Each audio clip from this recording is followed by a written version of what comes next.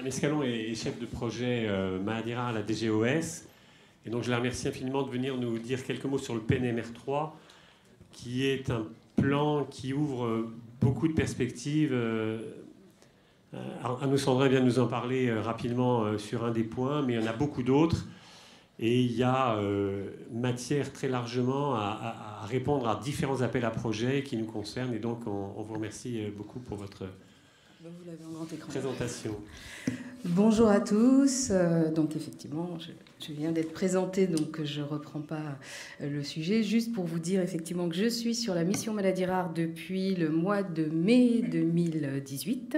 Et donc je remplace Anne Chevrier, que vous aviez dû connaître précédemment au ministère sur ces fonctions-là, qui ne sont pas les seules que j'occupe, mais en tout cas qui sont les fonctions pour lesquelles je suis avec vous ce matin avec plaisir. Donc merci de l'invitation.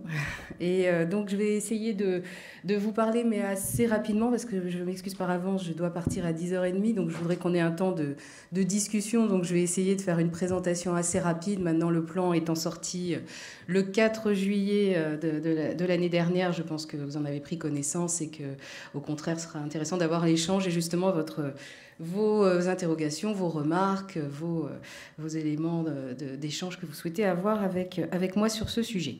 Donc je vais là aussi très vite parce que je sais que ça vous a déjà été présenté, mais c'est juste un petit cocorico qui est toujours agréable à faire, de rappeler que depuis 2004 quand même la France s'est dotée et a été un des premiers pays, en tout cas européens, à se doter d'un plan national maladie rare, ce qui était à l'époque quelque chose de très précurseur et de très visionnaire, et donc qui a permis de structurer 131 centres de référence maladies rares en France pour la prise en charge. Donc, principalement au départ, une grande partie du sujet étant effectivement le maillage national pour permettre aux patients d'accéder à des prises en charge expertes sur le territoire. 2011, vous le voyez à l'écran, le plan national numéro 2 qui a permis la structuration, elle, des filières pour lesquelles vous êtes là réunis aujourd'hui. Et donc c'est en 2014 que les filières de santé maladies rares ont été mises en œuvre avec la structuration de 23 filières, avec des objectifs effectivement d'avoir des regroupements, des mutualisations, des expertises supplémentaires qui ont pu être mises en œuvre.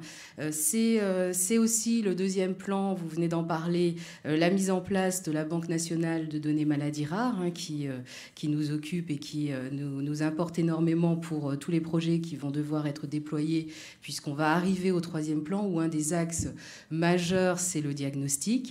Et c'est aussi effectivement le sujet de la recherche. Et donc quand on dit recherche, quand on dit diagnostic, quand on dit élément d'impasse diagnostique, on dit nécessité aussi d'avoir des bases de données. Le point qui s'est intercalé dans ces différents plans nationaux, c'est la structuration européenne qui, elle, s'est mise en place progressivement et qui a abouti, vous le savez, au réseau européen de référence, les ERN, et qui sont donc aujourd'hui au nombre de 24, dont des cancers rares dans la liste, et pour lesquels la France, donc, comme je disais, a eu une avancée dans la structuration et dans la mise en place des plans nationaux maladies rares, mais qui a aussi donc ouvert la voie à une organisation européenne et une structuration européenne. Oui, donc sur les ERN, juste pour terminer, peut-être dire aussi que là, nous avons une place assez importante en Europe, puisque nous avions, si je parle uniquement des centres de maladies rares, sans parler des cancers rares, nous avons trois ERN qui sont portés par des Français, par des coordonnateurs français, et que depuis, vous le savez, le Brexit conduit à des discussions avec la Grande-Bretagne et qui aboutissent aujourd'hui à ce que, malheureusement, ou en tout cas c'est les faits qui sont là, des coordonnateurs qui étaient donc anglais doivent effectivement abandonner leurs fonctions de fait des annoncés du Brexit, et donc nous avons récupéré 3 nouveaux coordonnateurs français des ERN qui du coup nous arrivons à 6 pour les Français à la tête de réseaux européens. D'où, comme je le disais, la force de la France se retrouve, même si désormais il y a quasiment tous les pays européens sont dotés quasiment, à ceux en tout cas qui font partie du périmètre dont on parle, sont dotés désormais de plans, ce qui n'était pas le cas jusqu'à il y a à peu près un an. Donc on voit que ce réseau essaime et se structure. Alors cette plaque, vous la connaissez aussi, et sans doute beaucoup mieux que moi, vous qui êtes des experts sur le sujet, mais les 7000 maladies rares, les 3200 gènes responsables de maladies rares identifiées, je ne reviens pas sur tous les éléments, peut-être juste un zoom sur les 50% des malades sans diagnostic précis, puisque ce sera effectivement un des grands enjeux de ce troisième plan. Le fait aussi que 95% des maladies rares n'ont pas de traitement curatif, et aussi, je retiens aussi le délai de 1 an pour poser le diagnostic et plus de 5 ans pour un quart des personnes atteintes. Donc, d'où l'enjeu de ce qu'on va travailler désormais dans les prochaines années. Et peut-être le dernier chiffre que je vous citerai sur cette liste, sur cette plaque, c'est les 5 maladies dépistées en néonatal. Je les cite de façon un peu plus précise parce qu'on avait une avance européenne sur ce sujet du dépistage néonatal qu'on a là malheureusement un peu, enfin en tout cas qu'on a un peu perdu, puisque certains pays européens, eux, ont presque 20 maladies dépistées en néonatal. Donc c'est un enjeu, je le cite maintenant parce que vont s'ouvrir normalement sur la fin du premier semestre 2019 les questions de la loi de bioéthique au Parlement. Et donc ce sujet, nous pourrons, j'allais dire, réellement y travailler, même s'il est inscrit dans le plan, à partir de là, c'est-à-dire dès lors que la représentation nationale politique aura ouvert ou non le sujet et autorisé ou non d'aller plus loin, nous pourrons retravailler sur ces sujets qui, pour les maladies rares, sont assez essentiels, même si nous avons un dépistage supplémentaire, le MCAD, qui vient d'être là ouvert et qu'il faut maintenant qu'on équipe les établissements qui vont pouvoir le pratiquer. Et donc, ça sera sans doute plutôt vers la fin 2019. Et je sais que ça fait depuis 2011 qu'il est attendu, mais ça y est, en 2019, ça sera un dépistage supplémentaire. Sur les ressources, bon, je crois que je les ai citées rapidement. Peut-être juste quand même rappeler les 387 de centres de référence et réseaux de référence. On en avait, je rappelle, 2004, la structuration, c'était 131 centres. Donc vous voyez que le maillage s'est étendu et s'est organisé.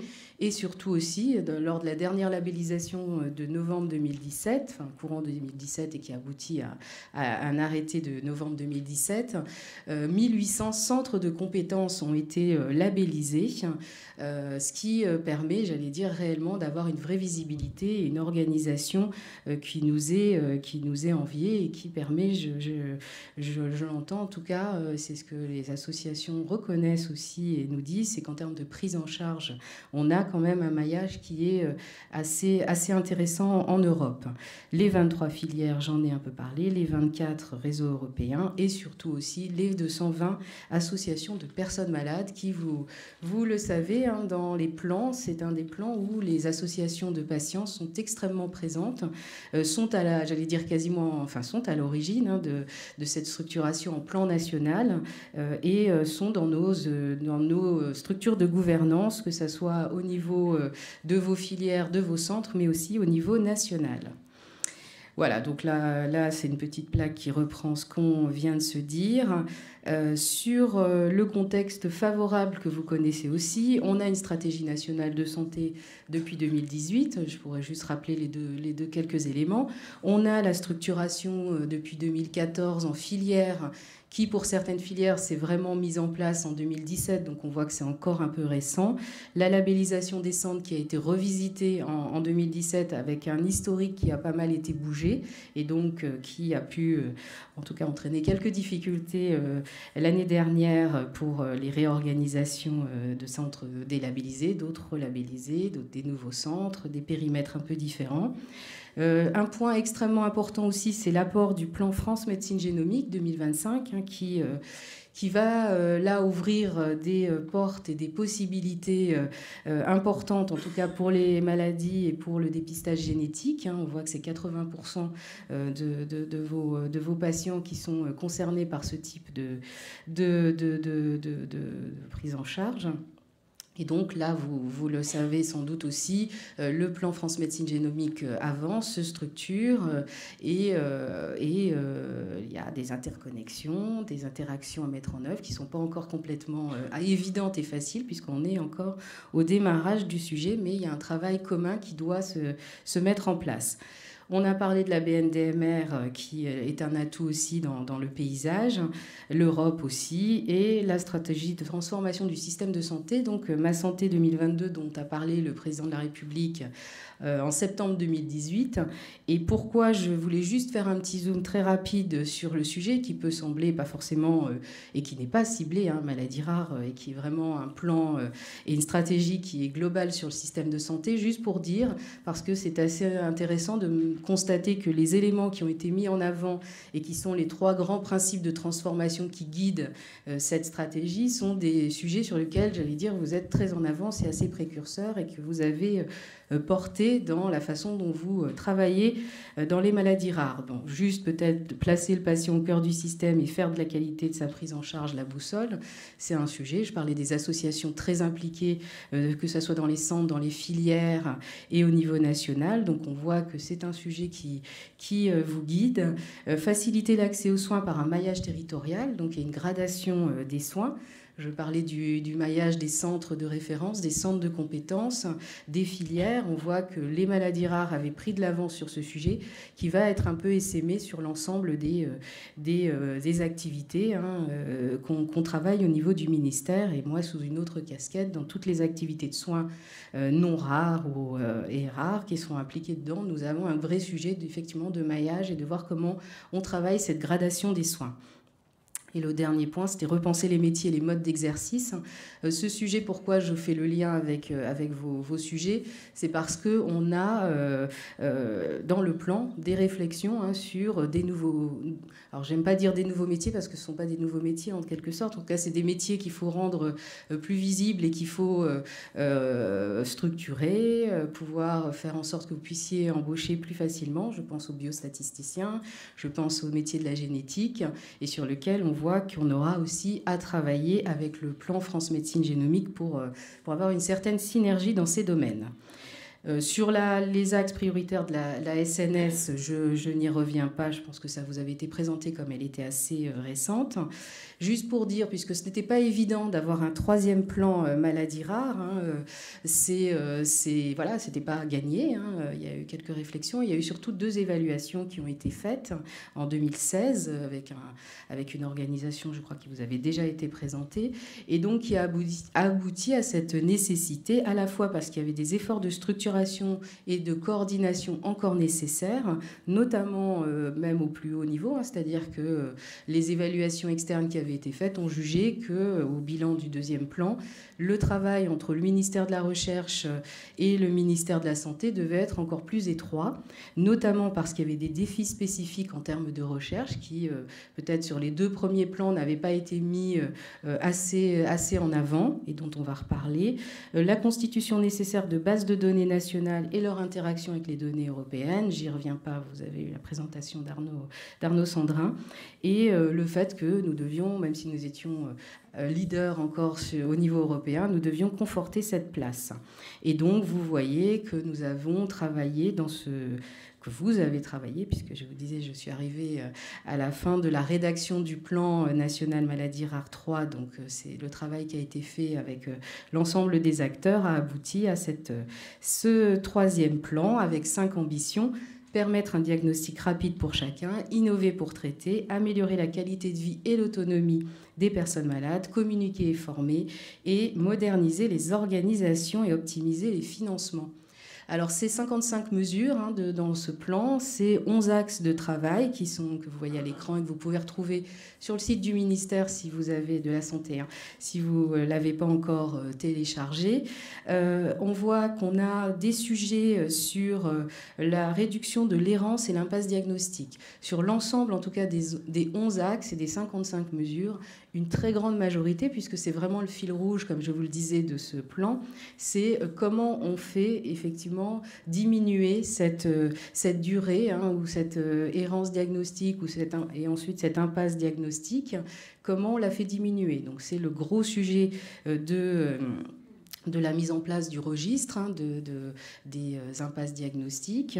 C'est le sujet du dépistage, on en a parlé. C'est le sujet aussi de la formation et de l'information des professionnels de ville, de terrain, de comment effectivement on essaime cette fameuse culture du doute. Donc il y a des éléments aussi sur ce sujet. C'est toutes les bases de données et tous les partages de données qu'on doit mettre en œuvre pour favoriser aussi la recherche, puisqu'une fois qu'on a constaté une impasse diagnostique, c'est la proposition qui est inscrite dans le plan de pouvoir offrir la possibilité à tout patient qui le souhaite en tout cas de rentrer dans un programme de recherche.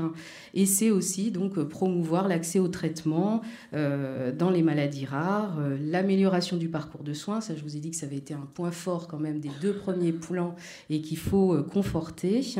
Et un autre sujet qui n'est moins le sujet directement de la DGOS, des Directions Générales d'Organisation des Soins où je travaille, mais qui est le sujet en tout cas pour nous tous, c'est aussi permettre une société inclusive, et ça veut dire de travailler sur les sujets sociaux, les sujets médico-sociaux et la vie quotidienne. Beaucoup d'associations en tout cas qui nous contactent, nous font part que sur ces sujets-là, qui ne sont pas propres aux maladies rares, mais qui concernent les personnes en situation de handicap, sont des sujets sur lesquels qu'il ne faut pas qu'on oublie et qu'il faut qu'on fasse avancer aussi pendant cette durée du plan. J'avais listé effectivement en lisant votre rapport que vous aviez mis en avant quelques sujets sur la transition qui sont vraiment inclus dans le plan, sur l'éducation thérapeutique du patient, les PNDS, RCP, le quiz cas clinique qui est aussi un sujet de diffusion en tout cas et d'accès pour les professionnels. Et juste peut-être les mots-clés, je ne reviens pas sur base de données, d'habitude je fais un petit couplet dessus, mais là ça a été largement fait. Mais un petit point quand même sur les PNDS, on a des crédits vraiment supplémentaires qu'on a mis dans le plan, même si je rappelle quand même que les PNDS font partie des missions socle entre guillemets des centres et de référence maladies rares. Donc il y a un vrai sujet, mais on constate qu'aujourd'hui il y a vraiment un retard. Alors c'est bien sûr tout à fait hétérogène, mais il y a un retard dans la production de ces PNDS, alors qu'on sait que c'est la clé pour avoir cette harmonisation de la prise en charge, cette diffusion de l'information sur les pathologies et le travail pluridisciplinaire. Et donc de ce fait, nous avons prévu des moyens supplémentaires sur ce sujet. Donc voilà, donc on y reviendra avec un appel à projet qui permettra, j'espère, d'améliorer en tout cas cette production des PNDS. Donc 2 points, mais je crois que je l'ai largement dit, le diagnostic précis et les soins et thérapeutiques disponibles.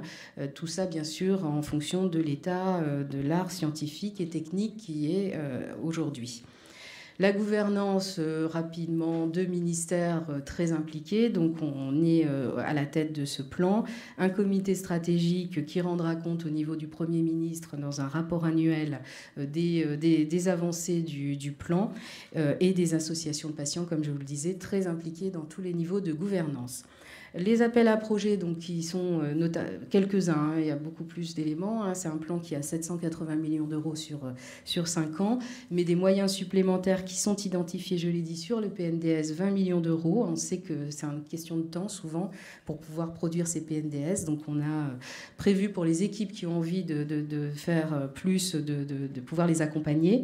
L'éducation thérapeutique, là aussi, des moyens supplémentaires. La formation et l'information également. Les plateformes d'expertise maladies rares, il y en a une, on est à Necker aujourd'hui par exemple, il y en a une déjà formée, il y en a à Bicêtre, il y en a à Montpellier, mais il n'y en a pas dans tous les CHU où, j'allais dire, il y a beaucoup de centres. Et donc c'est un point sur lequel on souhaiterait là aussi mettre en œuvre un appel à projet d'amorçage pour aider à la constitution de ces plateformes qui n'existent pas encore partout. Des plateformes d'outre-mer aussi, pour pouvoir donner un accès aux professionnels et donc aux patients à des expertises. Et on a donc, bien sûr, j'y reviens pas, c'est le gros appel à projet recherche que gère le ministère de la Recherche, même au niveau européen, qui est le JP et qui donc a des moyens importants qui sont prévus. Sur juste l'appel à projet filière, c'est à l'époque. Dans quelques jours, chaque filière devra nous remettre effectivement sa candidature et son projet son bilan et son projet pour les prochaines années. Dans le plan, en tout cas, juste un message, sont confortées les filières. Le périmètre des filières n'a pas été bougé parce qu'il y a eu une discussion avec les responsables de filières lors d'un COPIL qui a permis de montrer qu'en fait, c'était encore récent, qu'il nécessitait d'asseoir les choses et de pas de rebouger, de refaire encore un nouveau périmètre. Donc on est reparti sur le même périmètre et une labellisation valable pour 5 ans. Il y a un comité de suivi des labellisations à la fois des centres de référence maladies rares et des filières qui existent, qui est présidé par le professeur Jean Pouget et vice-président M. Mandel. Et donc, ce comité, je vous le dis juste, s'il y a des changements de responsables de filières, c'est ce comité qui le réexamine avec nous, DGOS, DGS, DGRI, pour tout changement qui pourrait avoir eu lieu entre la labellisation de 2017 et la vie qu'il y aura quotidienne des filières et des centres. Ce comité est là pour regarder cela. Voilà, j'avais mis 2-3 éléments sur les filières, mais laissez la place à vos questions. Et je vous remercie par avance, juste peut-être si vous pouvez vous présenter, parce que malheureusement, je ne vous connais pas tous, et ça me permet justement de voir les problématiques par centre et par hôpital. Merci. Merci Madame Escalon pour ce tour d'horizon sur ce plan on l'a vu sur une de vos diapositives, est très riche dans tous les sens du terme. Et il y a donc ces appels à projets qui sont, pour certains d'entre eux, même potentiellement assez impressionnants. Donc, avant de lancer la discussion, j'avais une première question, si vous voulez bien. Les réponses à ces appels à projets, qui pourra candidater? Les centres de compétences, les centres de référence, les filières? Est-ce que vous pouvez nous dire un petit peu sur cet aspect-là? Alors ça va forcément dépendre un peu des appels à projets. Je l'avais mis dans la plaque et je l'ai peut-être pas redit, mais les appels à projets, beaucoup vont donner lieu à des cahiers des charges qui vont être travaillés dans des groupes de travail. Donc tous ne sont pas complètement calés et figés. Par rapport, par exemple, les PNDS, peut-être que ça sera un sujet plutôt au centre qui sera à l'œuvre. Voilà, j'allais dire, il n'y a pas de règles uniformes et certains vont devoir être discutés avec vous pour y travailler. Bien. Bonjour, Vincent Audard, Henri Mondor, Créteil. J'ai une petite question justement à propos des PNDS. Si j'ai bien suivi, donc il y a 20 millions d'euros prévus pour la rédaction des PNDS. Concrètement, ces 20 millions d'euros, en fait, c'est les centres de référence qui doivent vous contacter si on veut créer un PNDS ou si on veut actualiser un PNDS. Est-ce que ça passe par les filières ? Comment ça va se passer ?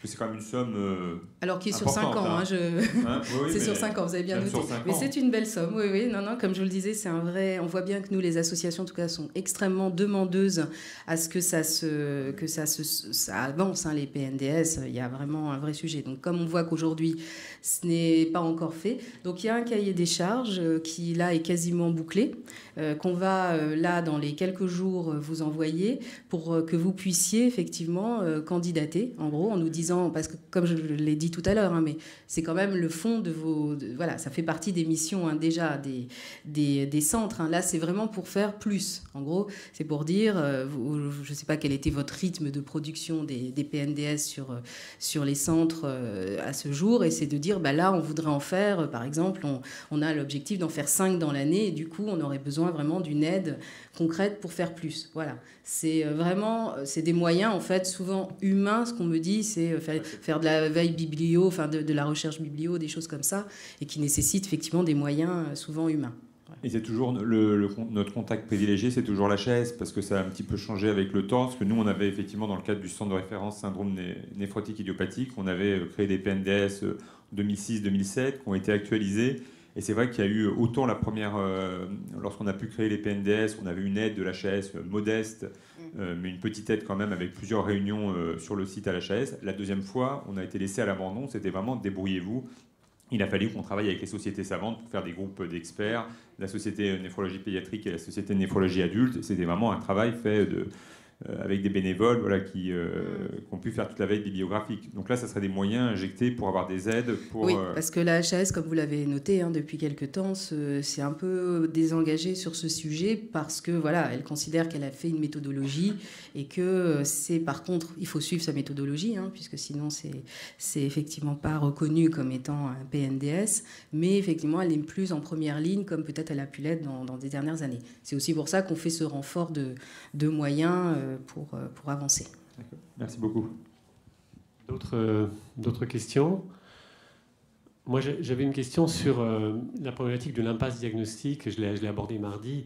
On a des patients qui sont en errance diagnostique, d'autres en impasse diagnostique, et d'autres pour lesquels le délai du diagnostic est potentiellement long, trop long. Et ça pose la question, en particulier, des délais d'obtention des résultats d'analyse génétique, liés au fait que les laboratoires d'analyse génétique sont souvent en très grande difficulté sur le plan humain, et donc n'ont pas la possibilité de faire plus vite. Et probablement que le plan en France Médecine Génomique 2025 va changer un certain nombre de choses, mais ne va pas changer les possibilités d'interprétation de ces données. On en a parlé mardi, c'est très compliqué. Et on risque d'avoir toujours ce délai important. Donc comment vous voyez les choses, puisque ces laboratoires de diagnostic, pour la filière Orchid, il y en a pas 50 000. Il y a des laboratoires qui ont une expertise extrêmement importante. Leur expertise est essentielle pour interpréter des résultats, surtout avec tout ce que les nouvelles technologies vont apporter comme données complémentaires, etc. Ça va devenir compliqué d'avoir des résultats qui soient... Comment les interpréter? Donc ce délai risque toujours d'être important. Comment vous voyez les choses par rapport à ça? Alors effectivement, l'idée c'était de s'appuyer sur le plan France Médecine Génomique, qui a des moyens également pour tout ce qui va être les dépistages, les examens génétiques. Mais le plan national maladie rare 3 n'a pas prévu, j'ai souvent cette interpellation des laboratoires, de moyens liés pour les laboratoires de maladies rares, comme c'est le cas depuis plusieurs années. Donc c'est pas, j'allais dire, nouveau.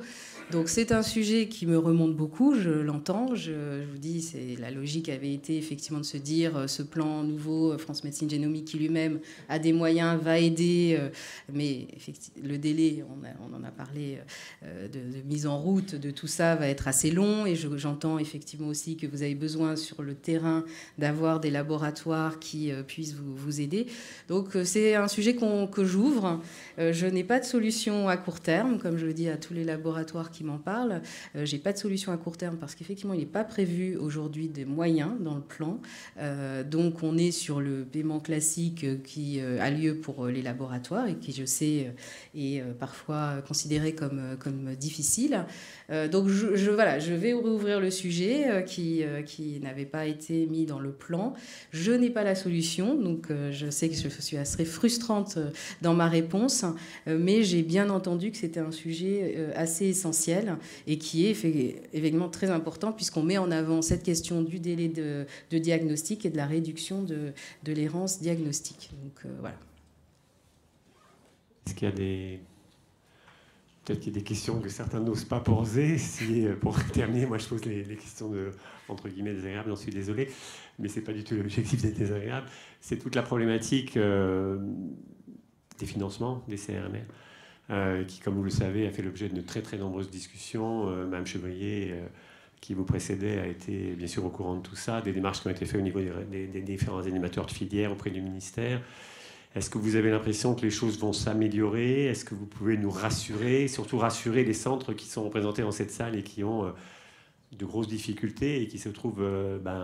alors, on peut imaginer que le PNMR 3 puisse les aider. La réponse aux appels à projets sur un certain nombre de points peut éventuellement amener un financement complémentaire au niveau des centres, mais est-ce que vous avez l'impression que les choses peuvent être plus favorables par rapport à une situation qui est parfois dans certains hôpitaux très, très, très, très préoccupante quoi, pour que les CRMR puissent faire leur travail. Sans parler des centres de compétences, mais ça, c'est un autre sujet.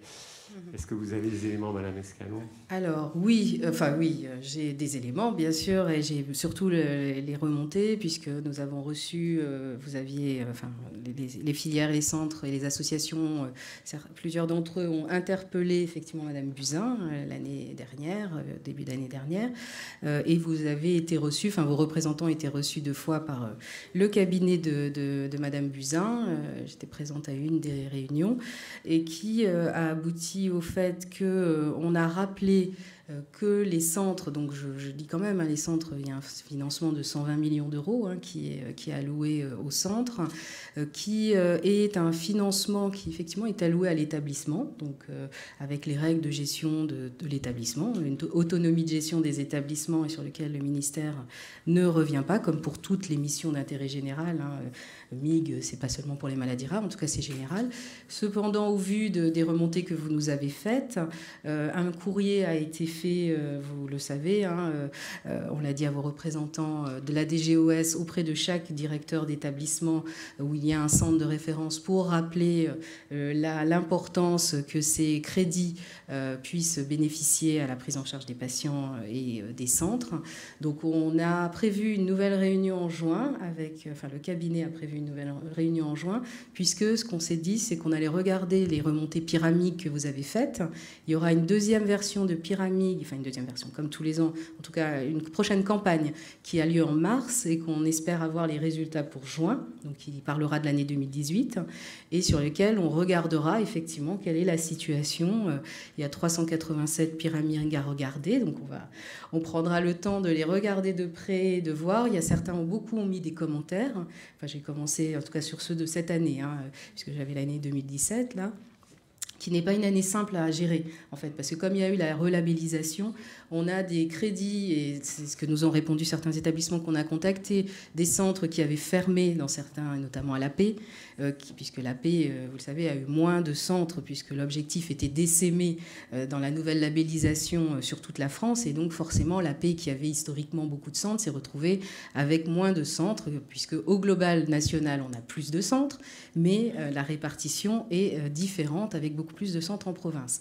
Et donc, on peut entendre effectivement que l'AP, qui s'est retrouvée à fermer des centres, avec des agents et des médecins qui, eux, étaient présents, n'a pas pu, de façon, en tout cas c'est l'information qu'elle nous a apportée, faire des changements. Voilà, on ne demande pas à un médecin de changer de centre soudainement parce que son centre a fermé. Donc l'année 2017 est compliquée du fait de ces relabellisations et de ces changements. J'espère que l'année 2018, et c'est pour ça qu'on s'est engagé à regarder de près cette année-là, qui normalement est une année pleine pour tous les centres, et voir si la situation s'est améliorée ou pas. Il restera qu'effectivement, je le redis, les missions d'intérêt général, comme sont financés les centres de maladies rares, dépendent des établissements et de la gestion de chaque établissement. Mais on sera attentif à ce qui remonte dans Pyramide et des commentaires. Je vous dis, je sais que plusieurs m'ont dit qu'ils avaient fait des commentaires, donc on les lira attentivement, puisqu'il y a cette possibilité d'écrire les commentaires. Compte sur vous, en tout cas.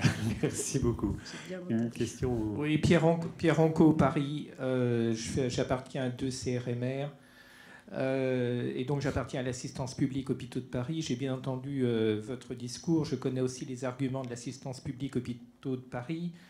Je peux vous dire que dans certains centres ou dans certains établissements, votre lettre est restée lettre morte. Et je suis extrêmement préoccupé sur le fonctionnement d'un certain nombre de CRMR dans le cadre de l'assistance publique Hôpitaux de Paris. On est dans le domaine, on va dire, de la schizophrénie ou de l'hypocrisie la plus complète, pour ne pas utiliser un langage plus châtié. Voilà.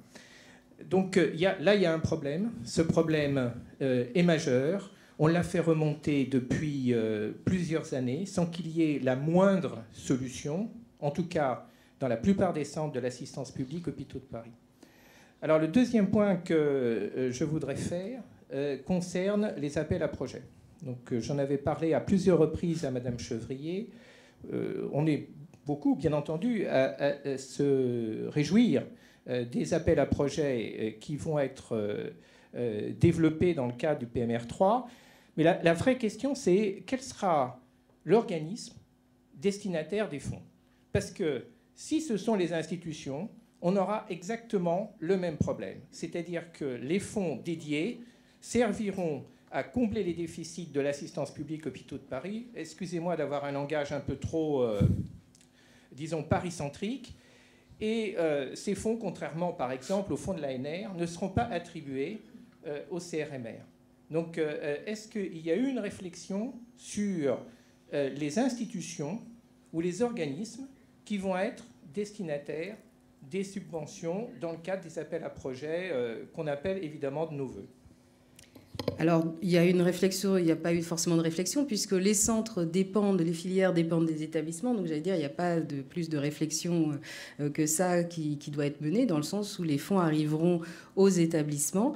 C'est vrai qu'on s'est dit que les appels à projets étaient une façon de pouvoir avoir des fonds qui arrivent de façon beaucoup plus dédiée qu'une MIG qui, elle, est beaucoup moins facile, j'allais dire, à flécher et qui arrive de façon un peu indirecte au centre. Là, c'est un engagement qui est renouvelé d'une certaine façon entre l'établissement et le responsable médical du centre, en l'occurrence, pour dire sur ce projet, voilà, on s'engage, on décrit et on décline les moyens qu'on met en face et dont on a besoin pour assurer la mission sur laquelle on candidate. Et voilà. Donc c'était un moyen, comme l'a dit M. Morin au début, de détourner un peu le sujet, de pouvoir faire en sorte qu'avec ces différents appels à projets, on ait des moyens qui apparaissent vraiment en plus et qui ne soient pas noyés dans le budget de l'établissement.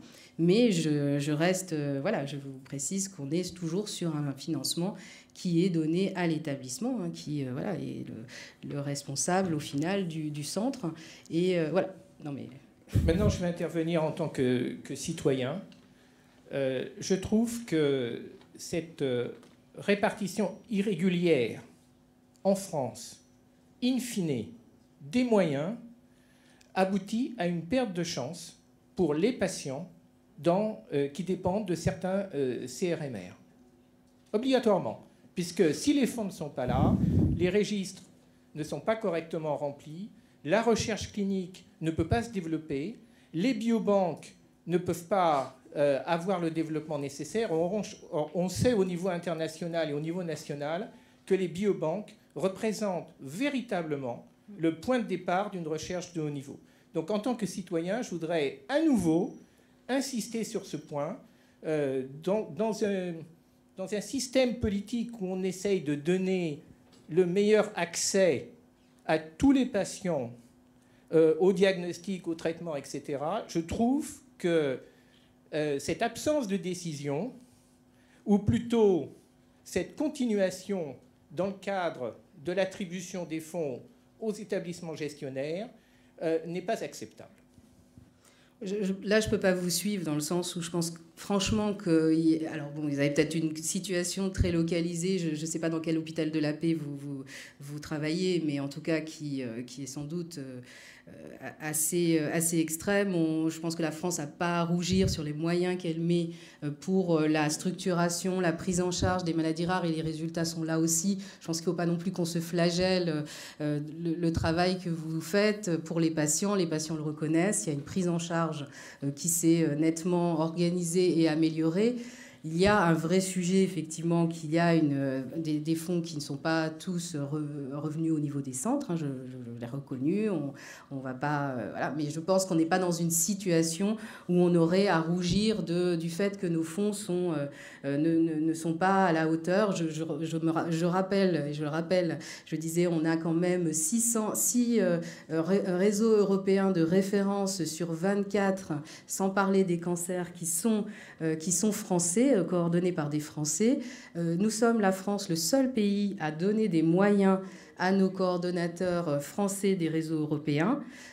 Et je pense que si on a des candidats aussi à ces réseaux européens, c'est que les moyens sont quand même, existent. Et je leur dis, on est le seul pays à le faire. Voilà, donc la France, quand même, se donne les moyens de pouvoir prendre en charge, peut-être pas assez, ça c'est sûr, mais voilà, la question financière globale française est ce qu'elle est. Et donc, la question, elle est là aussi. Elle est de qu'est-ce qu'on donne comme moyen et quelle visibilité on donne. Après, dans chaque établissement, nous, on a rappelé que vous devez avoir responsable médical de centre avec votre établissement une discussion. Ce qu'on a dit, hein, c'est un dialogue de gestion entre l'établissement et le centre, d'avoir une vraie visibilité parce que parfois, ce n'était pas le cas. Donc déjà, au minimum, que vous sachiez ce que l'établissement peut donner et ne peut pas donner. Au moins, voilà, j'allais dire, vous savez sur quelle base vous discutez. Donc ça, c'est le minimum que l'établissement vous doit. Ensuite, c'est vrai que nous ne rentrons pas, je suis d'accord et je comprends que vous n'en êtes pas satisfait, mais nous ne rentrons pas dans la gestion de l'établissement. Et par contre, nous avons le bilan, comme je disais, de Pyramide, qui nous permettra, et peut-être de non labelliser des centres où on constate que les crédits n'arrivent pas dans... Voilà, mais je ne sais pas. Mais en tout cas, moi, je ne suis pas favorable à cette option, mais c'est vrai que la question pourra se poser. Si dans Pyramide, on constate qu'il y a 0 moyen donné au centre, ou très peu par rapport à ce qui a été délégué, en tout cas, on aura une discussion avec l'établissement et le responsable médical.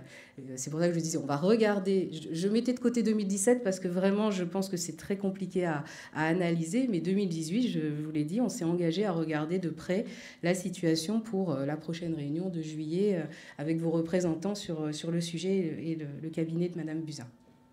Sujet sensible, comme vous voyez. Mais oui. Je ne sais pas si vous avez le temps pour une question en plus. Je vais la prendre, mais je suis en retard. Dans la continuité. Alors si c'est la continuité, je ne vais pas vous apporter plus de réponses. Non, mais c'est un peu paradoxal. Voilà, c'est vrai que votre présentation, on voit quand même les moyens qui sont mis en œuvre. Je pense qu'effectivement, la France n'a pas à rougir. On a été un des premiers pays à mettre en place ces centres de référence. Et c'est quand même très, très paradoxal. Et je rejoins M. Ronco. Voilà, quand on voit qu'après des financements dédiés, effectivement, ne parviennent pas... arrivent à la direction mais ne parviennent pas directement au centre de référence, ça nous empêche de travailler. Et pour moi, effectivement, dans cette discussion de gestion qu'on a avec les établissements, qu'on a tous, ça devrait être une obligation. Je pense qu'effectivement, le ministère de l'Enseignement et de la Recherche, le ministère de la Santé et des Solidarités devraient obliger les directions. Voilà, on doit, pour cet argent, c'est sanctuarisé pour les centres de référence, indépendamment effectivement des problèmes que peuvent rencontrer les institutions à l'heure actuelle. Il faut être cohérent. Voilà, on ne peut pas proposer, on ne peut pas dire qu'il y a des plans à des millions d'euros et derrière que l'argent soit utilisé à d'autres fins, quoi. Voilà, et c'est très très frustrant pour nous les cliniciens sur le terrain. Et c'est des heures de perdu à les discuter. Je vous passe pas, on envoie des mails, pas de réponse aux mails. Voilà, c'est on en devient dingue, quoi, vraiment. Donc c'est vrai que si voilà, pouvait vraiment y avoir un levier, si on pouvait insister de ce côté-là, je pense que c'est la moindre des choses, au moins qu'on ait des réponses et que les financements dédiés puissent être versés, ça nous aiderait grandement. Merci beaucoup pour votre intervention à l'avance. Des réponses au niveau ministériel, vous les avez. Vous avez des représentants. On a fait on a dit ce qu'on pouvait faire et ce qu'on ne pouvait pas faire. Donc c'est pas les réponses que vous n'avez pas. C'est effectivement vous n'avez pas le résultat que vous souhaitiez. Mais on a ce dialogue, on a cette discussion. On vous dit ce qu'on peut faire et ce qu'on ne peut pas faire. En rappelant, mais je pense que les établissements vous le disent, qu'ils ont leurs propres contraintes. Et je veux pas me mettre en disant c'est la faute des établissements. Je veux pas me placer sur ce débat-là. Je suis directrice d'hôpital. Hein, j'ai géré à la paix des hôpitaux, donc je sais de quoi parlent vos directeurs. Et voilà, la situation est plus large que ça. Et donc c'est pour ça qu'on l'intègre aussi dans une autre réflexion sur laquelle je ne veux pas vous donner de pistes aujourd'hui parce qu'on va ouvrir le sujet. C'est aussi la question des consultations complexes, c'est-à-dire pouvoir offrir aux établissements, parce qu'ils nous disent aussi, hein, la question, c'est pas l'argent part pas pour faire je ne sais quoi. L'argent, il part pour l'hôpital, c'est-à-dire il part pour des patients, il part pour des prises en charge. Voilà, faut quand même reconnaître tout ça. Il n'est pas effectivement ciblé là où les missions de la MIG le disent de façon directe, mais il part pour une prise en charge de patients et reconnue. Donc on entend aussi le discours des directeurs qui nous disent oui, mais les maladies rares coûtent cher par ailleurs, entre guillemets. Donc à démontrer, c'est ce que je dis souvent à des directeurs, démontrez-nous, parce que ça apporte une visibilité aussi internationale même, hein, au-delà même de l'Europe. Ça apporte des mairies qui sont au-delà de ceux même, j'allais dire, directs du centre. Ce que vous faites infuse sans doute aussi auprès de vos collègues dans un pôle ou dans d'autres choses. Donc c'est difficile de dire de façon brute ça coûte cher. Donc il faut qu'on ait cette discussion avec les directeurs des des hôpitaux et on va essayer de mettre en place un groupe de travail avec les DAF et il y aura des représentants de vos médicaux aussi dans ce groupe. Donc on va essayer de lancer aussi cette discussion, sachant que nos moyens sont limités, hein, c'est toujours pareil, il faut être aussi là très très clair. Les moyens des uns sont, voilà, on ne va pas prendre pour donner aux autres. Enfin, vous le savez, hein, on a déjà sanctuarisé ces moyens du plan et c'était l'intérêt d'avoir un plan, c'était de reconnaître qu'il y avait des moyens un peu spécifiques et pas remis dans la discussion annuelle qu'on peut avoir sur toutes les autres activités de soins. Mais voilà, là, il y a une discussion. On va essayer de l'ouvrir sur consultation complexe, puisque ça permettrait, en tout cas pour les établissements, de pouvoir... vos consultations souvent sont longues, c'est normal, et donc de pouvoir peut-être rétribuer l'établissement de façon un peu meilleure. Mais c'est des discussions qui sont longues à mener. Elles impliquent la CNAM, elles impliquent voilà, plusieurs sujets. Les prestations intermédiaires aussi sont peut-être des moyens. Donc voilà, on ouvre le sujet. Qui est très complexe parce que c'est toujours pareil, c'est des moyens qui, au global français, sont limités et sont encadrés par la loi des finances annuelles. Voilà. Bien, merci infiniment pour votre franchise et puis on sait que vous êtes convaincus. On espère pouvoir avancer dans le bon sens, mais je crois qu'il y a quand même quelques pistes que vous avez ouvertes. En tout cas, merci infiniment.